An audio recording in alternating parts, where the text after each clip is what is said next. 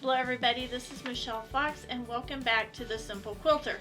Now today is the reveal of my November UFO challenge. So let me show you, oh wait, is it the December? Well, maybe it's the December, or is it the November?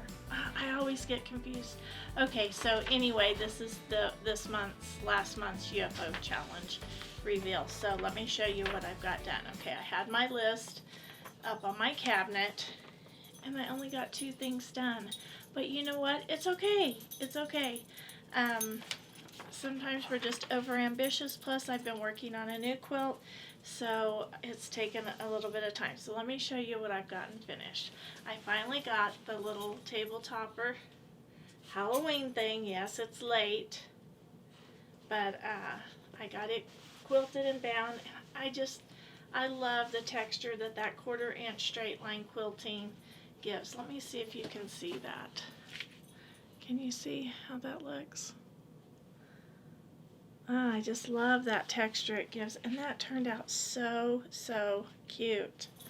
Okay, the other thing I got finished was the borders put on the quilt behind me, and let me show you how this looks overall. I really like the way it turned out, so let me show you.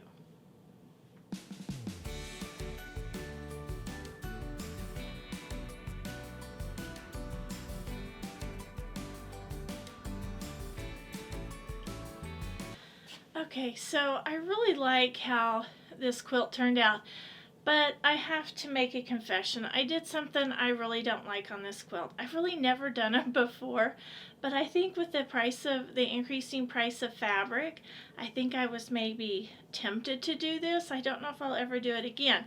So I want you to tell me how you piece your borders in the comments below, and tell me if you've ever done what I've done and if you were okay with the results. I'm kind of struggling with the results. It's like, I don't know, are the quilt police gonna get me? Okay, let me show you what I did. Okay, so on the borders, on this border here, I pieced them on a diagonal, on a diagonal, and I've always liked how that looks. When I first started quilting, I just butted them up together, but in the quilts now, I do them on the diagonal. But this outer border is a 6-inch border, so I just butted them up. So I have a diagonal piece, and then I have a straight across piece. And I don't think I really like that. It's kind of bugging me, but like I said, I think it's because I'm afraid of the quilt police, as if there's such a thing. Now, I did something else. Okay, so this fabric, I did buy 2 yards of this fabric. And this is a good fabric, so I really didn't want to waste any of the fabric.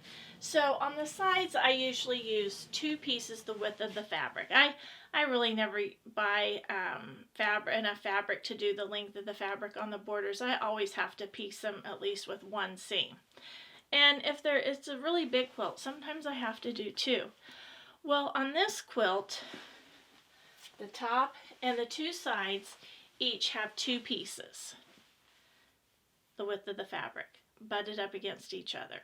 Now the bottom one, I used 1 big piece, and then I had 2 other little pieces, and I thought I'll just use those. That way I won't have to cut into what's left, and it'll leave me about 1/4 of a yard, well, maybe 1/2 of a yard, and I won't have to cut into that. So on the bottom, I have 2 seams, whereas on every other side, I just have 1. And I know in the scheme of life, it doesn't matter, but I do have to tell you, it's bugging me. So please leave in the comments below what you think about all that. Have you done that? Did you like it? Does it matter? Probably doesn't really matter. I know in the scheme of life, it won't matter. Okay, so on with this video. This is going to be kind of a short video this week. The 2 things I have on my list, I'm going to just post this one back up on my cabinet so I can see it. And I need to put the binding and the label on Over the Hill and Through the Woods. And I need to machine quilt the the spool table runner. So I'm going to leave these and I'm going to keep them posted. Now I have to say this was a good strategy for me because I did keep looking at it. It's just that I really was trying to work on that other quilt that I did last week.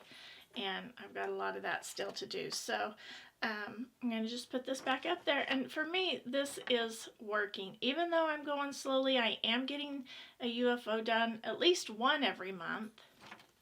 So, or at least a part of one done every month. So anyway, I hope you'll keep working with me on your UFOs. I hope you'll keep whittling away at them. I know we all have some fantastic quilts that we started that we just haven't finished. So just keep working, and I'm going to do that on my end too. So I hope you've enjoyed today's video. If you have, please hit the like button, subscribe if you haven't, please share with a friend, and as always, leave a comment. I really do enjoy getting the comments, and I try to reply to each and every one. So until next time, have fun quilting.